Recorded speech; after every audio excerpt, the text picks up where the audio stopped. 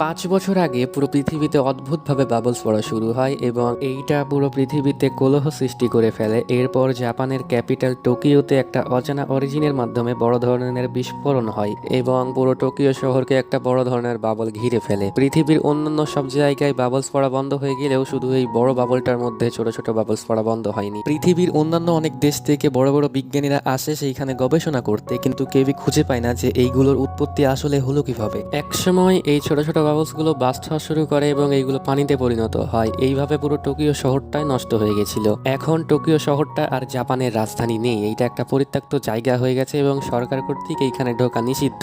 তারপরেও সেখানকার কিছু অরফেন বাচ্চারা যাদের বাবা মা সেই এক্সপ্লোশনে মারা গেছে, তারা সেই পরিবেশের সুযোগ গ্রহণ করে সেখানে একটা অত্যন্ত ডেঞ্জারাস প্রতিযোগিতা করে। এইটার নাম হচ্ছে টোকিও ব্যাটেল কোর এবং এটা একটা 5-on-5 ম্যাচ। এই খেলা চলাকালীন কেউ পানিতে পড়ে গেলে সে আউট এবং যে টিম প্রথমে পতাকার কাছে পৌঁছাতে পারবে তারা হচ্ছে উইনার। এইটা একটা অত্যন্ত ডেঞ্জারাস গেম এবং এইখানে বেট করা হয় খেলার আউটকাম অনুযায়ী। সেখানকার দ্য ব্লু ব্লেজেস নামের টিমের একটা ছেলে হিবিকি, সে ক্লেম করে যে সে নাকি টাওয়ার থেকে একটা অদ্ভুত ধরনের আওয়াজ শুনতে পায় যেটা অন্য কেউ শুনতে পায় না। হিবিকি সিদ্ধান্ত নিল সে সেই আওয়াজের খোঁজ করবে এবং সেই টাওয়ারটাতে উঠবে এবং সে যাওয়ার সময় তাদের একটা মেয়ে টিমমেট ছিল মাকোটো, তাকে বলে গেল এই বড় বাবলটার মধ্যে গ্র্যাভিটি ঠিক মতন কাজ করে না, তাই সেখানকার সব বিল্ডিং ভেঙে চুরে উড়ে উড়ে বেড়াইয়ে এইরকমের দেখতে লাগে। এখন হিবিকি সেই ভাঙ্গাচোরা বিল্ডিং এর ওপর লাফিয়ে লাফিয়ে সেই টাওয়ারে ওঠার চেষ্টা করে, কিন্তু টাওয়ারে উঠতে লেগে সে পা পিছলে পানিতে পড়ে যায়। তখন আমরা দেখতে পাই একটা বাবল আরেকটা বাবলের সাথে যুক্ত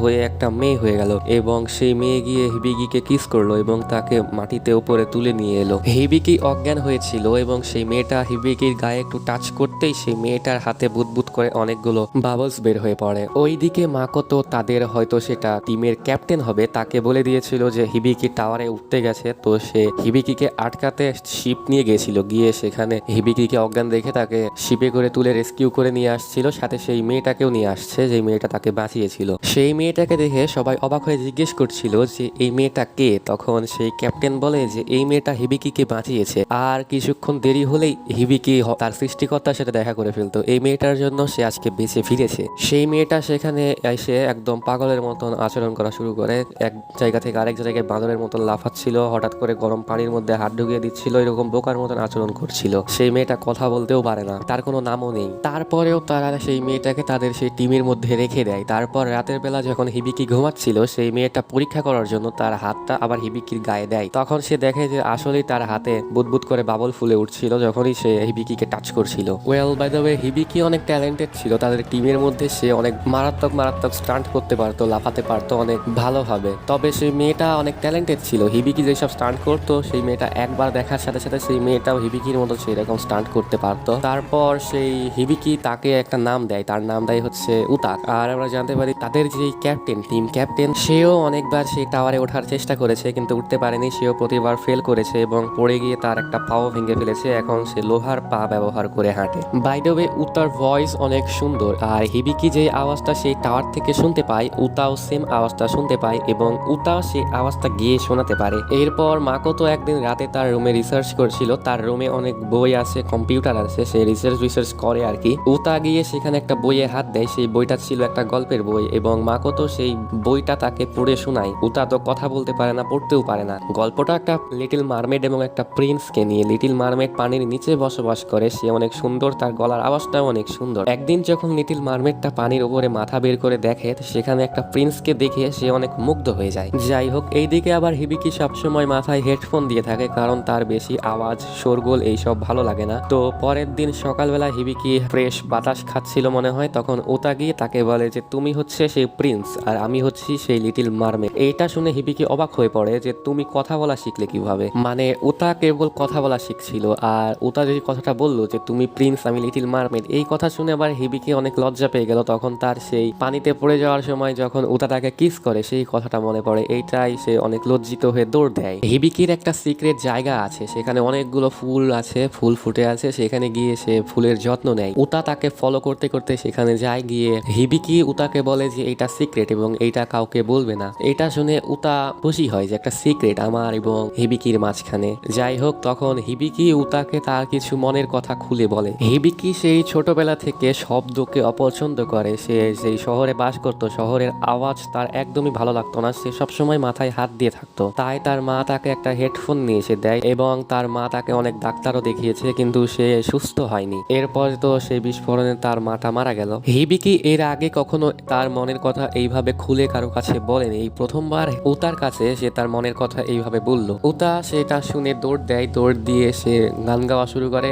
সেই আওয়াজে সে গান গায় যে আওয়াজটা তারা দুইজন সেই টাওয়ার থেকে শুনতে পেত। এইটা শুনে হিবিকি তাকে ধরার জন্য পেছন পেছন যায় কিন্তু উতা তাকে টাচ করতে দেয় না, কারণ টাচ করলেই তো উতা বাবল হয়ে যাবে, মানে তার হাতে বাবল ফুলে উঠবে। এইদিকে মাকোতো রিসার্চ করছিল যে গ্র্যাভিটেশন ওয়েভ কয়েকদিন ধরে ঠিক নেই, মানে এইটা সেদিন থেকে যেদিন থেকে উতা তাদের মাঝখানে আসে। বাই দ্য ওয়ে, তারা যে ব্লু ব্লেজেস টিম, যে কম্পিটিশনটা তারা করে, যে রেস গুলো তারা করে, সেই রকম তাদের মতন আরেকটা টিম আছে, আন্ডারটেকার, মর্টিসিয়াস। তারাও দ্য ব্লু ব্লেজেস এর মতন অনেক ভালো একটা টিম এবং তাদের কাছে এমন একটা গিয়ার আছে যেটা দ্য ব্লু ব্লেজেস এর কাছে নেই এবং এতে করে তারা উঠতে পারে। আর তারা নাকি এইগুলো স্পন্সরশিপের মাধ্যমে পেয়েছে, মানে তারা যে কম্পিটিশন গুলো যাদের সাথে করে সেইগুলো আবার আউটসাইড ওয়ার্ল্ডে লাইভ স্ট্রিম করে। দ্য ব্লু ব্লেজেস অনেক ভালো টিম তো, তাই আন্ডারটেকার যদি তাদের সাথে কম্পিটিশন করে তবে আন্ডারটেকারের ভিউ গুলো অনেক বেশি হবে। তাই তারা মাকোতোকে কিডন্যাপ করেছে দ্য ব্লু ব্লেজেসকে এই খেলাতে অংশগ্রহণ করতে বাধ্য করতে, এবং এই খেলাতে যদি আন্ডারটেকাররা জিতে যায় তবে দ্য ব্লু ব্লেজেসের যে শিপটা আছে সেটা তারা নিয়ে নিতে চায়। তো দ্য ব্লু ব্লেজেস রাজি হয়ে যায় এই কম্পিটিশনে অংশগ্রহণ করতে, কারণ আন্ডারটেকার তাদের মাকোতোকে কিডন্যাপ করেছে। এবং কম্পিটিশনটা শুরু হয়। হিবিকি এবং উতা এরা দুইজনে অনেক ভালো খেলে লাস্টে গিয়ে তারা জিতে যায় এবং আন্ডারটেকাররা হেরে যায়। তবে জেতার সময় যখন উতা হিবিকির হাত ধরে লাফ মারছিল তখন তার পুরো হাতটা বাবল হয়ে উড়ে যায়, কারণ উতা হিবিকিকে টাচ করলেই তো তার হাতে বাবল ফুলে ওঠে এবং তার পুরো হাতটাই বাবল হয়ে যায়, বাবল হয়ে উড়ে চলে যায়। যাই হোক, শেষ পর্যন্ত তো দ্য ব্লু ব্লেজেস জিতে গেল এবং তারা সবাই মিলে সেলিব্রেট করছিল এবং সেখানে হিবিকি তার হেডফোন ছাড়াই বসেছিল। হেডফোনটা তার পানিতে পড়ে গিয়েছিল কম্পিটিশনটা চলাকালীন, কিন্তু তারপরেও হিবিকির কোনো সমস্যা হচ্ছিল না, সবাই চিৎকার করছিল, তারপরেও হিবিকি সুন্দরভাবে শান্তশিষ্ট হয়ে বসেই ছিল সেখানে। এতে করে সবাই অবাক হয়ে যায়। এরপর হিবিকি উতাকে খোঁজে কিন্তু উতা সেখানে ছিল না। তো সে উতাকে খোঁজার জন্য তার সেই বাগানে চলে যায় যেটার যত্ন হিবিকি নিত। সেখানে গিয়ে দেখে উতা সেখানে আছে। উতা সেখানে দ্য লিটল মারমেডের গল্পের কথা ভাবছিল। দ্য লিটল মারমেড উপরে প্রিন্সকে দেখে মুগ্ধ হয়ে যায় এবং সে সারফেসে আসে প্রিন্সের সাথে দেখা করার জন্য, তার সাথে অনেক সময় কাটায়। কিন্তু এই দিকে তার বোন, দ্য লিটল মারমেডের একটা বোন, তাকে আবার ফেরত চায়, তাকে চায় ওশানে ফিরে আসতে, পানির মধ্যে ফিরে আসতে। তার উপরে থাকা ঠিক নয়, এতে করে ভারসাম্য নষ্ট হবে। কিন্তু দ্য লিটল মারমেড তো পানির নিচে ফিরে যেতে চায় না, সে প্রিন্সের সাথে থাকতে চায়, সে প্রিন্সের প্রেমে পড়ে গেছে।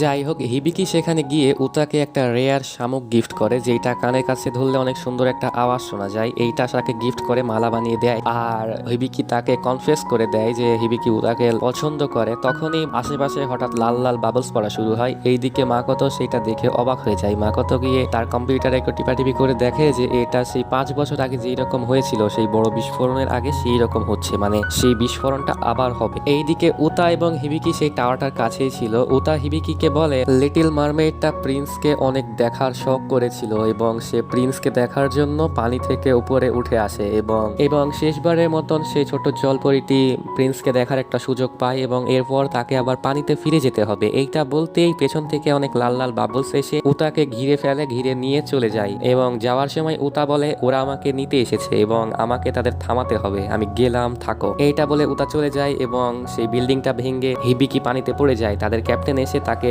বাঁচিয়ে শিপে তুলে নেয়। এইদিকে মাকোতো ভাবছিল এইরকম সেদিনই শুরু হয় যেদিন উতা এবং হিবিকি একসাথে প্রথমবারের মতন দেখা করে এবং এমন একটা আওয়াজ, এমন একটা গান যেটা শুধু হিবিকি এবং উতাই শুনতে পায়। এর মানে এইটার সোর্স হচ্ছে সেই টাওয়ারটা, কিন্তু এইটা সে হিবিকিকে বলতে চায় না, কারণ এটা বললে হিবিকি সেই টাওয়ারটাতে যেতে চাইবে। কিন্তু তারপরেও হিবিকি সেই টাওয়ারটাতে যেতে চায়। সে তার টিমমেটসদের বলে যে আমি উতাকে বাঁচাতে যেতে চাই, তোমরা কি আমাকে সাহায্য করবে? কিন্তু সেই ক্যাপ্টেনটা তাদেরকে যেতে দিতে চায় না। তারপরেও তারা যায় উতাকে বাঁচাতে এবং সেখানে সেই আন্ডারটেকার মর্টিসিয়াসদের সাথে দেখা হয়। মর্টিসিয়াসরা যে গিয়ার ব্যবহার করে উড়তো সেইটা আবার হিবিকিদের দেয়, হেল্প করে তাদের। এখন হিবিকি আর তার সেই ফ্রেন্ডসরা টাওয়ারের পথে রওনা দেয় এবং টাওয়ারে ওঠার জন্য যায়। টাওয়ারে উঠতে গিয়ে হিবিকি আবারও পা পিছলে পড়ে যায়, কিন্তু তখনই সেই ক্যাপ্টেন এসে তাদের বাঁচিয়ে নেয় আর ক্যাপ্টেনটা হিবিকিকে আবার ওপরে উঠতে সাহায্য করে, কিন্তু তখনই ক্যাপ্টেনের সেই লোহার পাটা আবার ভেঙে যায়। যাই হোক, এবার হিবিকি উঠে গেল সেই টাওয়ারে। যাওয়ার সময় হিবিকিকে ক্যাপ্টেন বলল যে আমিও এই টাওয়ারে অনেকবার ওঠার চেষ্টা করেছি কিন্তু আমি কখনো উঠতে পারি, এইবার তুমি যাও, উঠো। হিবিকি সেই টাওয়ারে উঠে দেখতে পায় যে উতা একটা বড় বাবলের মধ্যে। তাকে উতার মতন দেখতে আরেকজন উতাকে ধরে নিয়ে আছে, তাকে যেতে দিতে চায় না, সেটা নাকি উতার বোন। আর হিবিকি সেইখানে গিয়ে জানতে পারে যে 5 বছর আগে যখন বাবল পড়া শুরু হয় তারপর যে বিস্ফোরণটা হয়েছিল সেইটা বাবলসদের রাগান্বিত করার করার জন্য হয়েছিল এবং এইটার দোষী হিবিকি ছিল। হিবিকি ইন্টেনশনালি তখন বাবলসদের রাগান্বিত করে দিয়েছিল, তাই বাবলসগুলো বিস্ফোরিত হয়ে গেছে টোকিওতে। কিন্তু তখন উতাই ছিল যে হিবিকিকে বাঁচিয়েছিল।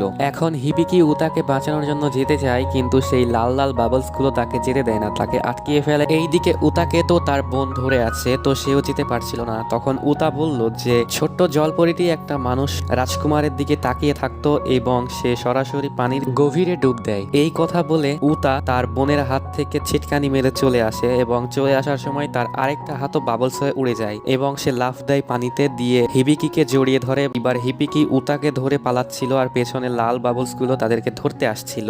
আর উতা কাঁদছিল। উতার চোখের পানিগুলো নীল রঙের ছিল, তো উতার চোখের পানি নীল রঙের ওইগুলো পাখি হয়ে গিয়ে সেই লাল বাবলস গুলোকে ধ্বংস করে দিচ্ছিল এবং পুরো পৃথিবীতে একটা ভর্টেক্স হচ্ছিল। ভর্টেক্স মানে একটা ঘূর্ণিঝড় হচ্ছিল এবং এইভাবে টোকিওকে যেই বড় একটা বাবল ঘিরেছিল সেইটাও উধাও হয়ে গেল আস্তে আস্তে এবং পুরো পৃথিবীতে আবার বাবলস পড়া শুরু হয়। মানে সেই লাল রঙের বাবল এসে একটা বিস্ফোরণ ঘটাতে চেয়েছিল আবার, কিন্তু উতার চোখের জলের কারণে সবগুলো আবার নীল হয়ে যায়, হয়ে পুরো পৃথিবীতে নীল রঙের বাবলস পড়া শুরু হয়। এইদিকে আবার যেই টাওয়ারটাতে যারা উঠেছিল সেই টাওয়ারটা ভেঙে পড়ে যায় এবং হিবিকি উতাকে নিয়ে দৌড়াচ্ছিল, আবার তারা দুইজন পানিতে পড়ে যায়। এইবার উতা আবার হিবিকিকে বাঁচায়, তাকে পানির মধ্যে গিয়ে কিস করে। আর এতক্ষণ যখন তারা দুইজন দৌড়াচ্ছিল, আবার প্রথমে যখন হিবিকি পানিতে পড়ে গিয়েছিল উতা গিয়ে তাকে বাঁচালো, তখন উতা গিয়ে হিবিকিকে জড়িয়ে ধরেছিল। আর যতক্ষণ তারা দৌড়ালো ততক্ষণ হিবিকি উতাকেও জড়িয়ে ধরে নিয়ে দৌড়াচ্ছিল এবং পানিতে পড়ে যাওয়ার পর উতা গিয়ে হিবিকিকে জড়িয়ে ধরে কিস করে। তখন আবার হিবিকি উতাকে জড়িয়ে ধরে পানির উপরে তুলে নিয়ে আসে। মানে এতক্ষণ তারা সবাই জড়িয়েই ছিল। যেহেতু আমরা জানি উতা এবং হিবিকি একে অপরকে টাচ করলে উতার শরীর বাবল হয়ে যায়, সুতরাং আমরা দেখতে পাই যে উতা পুরোটাই বাবল হয়ে গেছে